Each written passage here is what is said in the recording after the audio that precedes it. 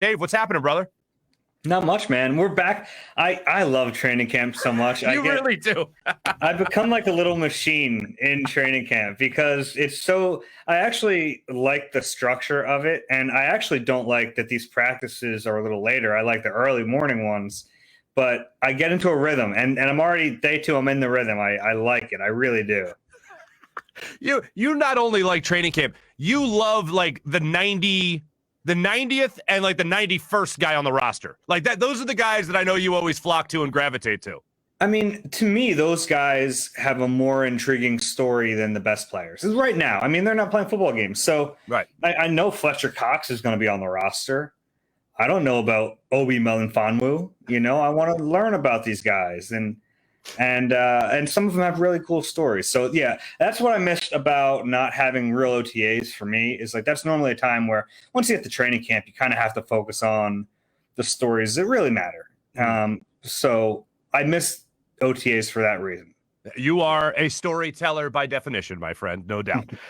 So a couple of guys addressed the media today. One was Miles Sanders. I know there's a bunch of stuff that actually happened at practice today, but one of the guys that addressed the media was Miles Sanders.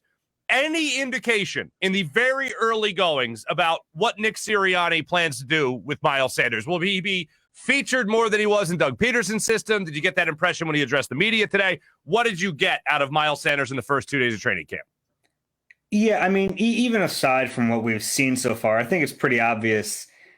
I think this coaching staff is going to be a good thing for him. And it's weird in a way because he was so close to Deuce Staley. I mean, he considers him like a father figure. So I think that took some adjusting, getting a new coach in there. And he likes Jamal Singleton, but it's different for him. It's not Deuce, but having a head coach that I think he can kind of rely on, knowing that he's going to stick with the run a little bit more, it's really going to be beneficial to Miles. And not just running the football, but I think we're also going to see an emphasis on the screen game with Nick Sirianni's offense, which is a big deal. Mm-hmm. They need to work on it, of course.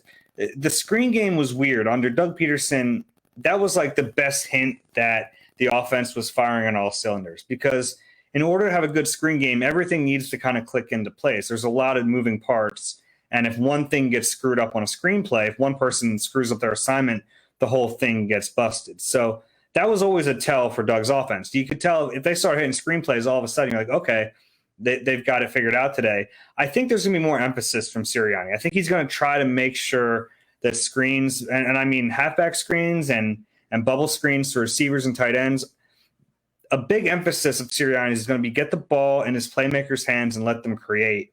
And I think that bodes really well for Miles Sanders. The biggest thing for him is, well, there's two things. One is health. He missed too many games last year. He was hurt already by this time last year. So health is a big deal. He only played 12 games last season.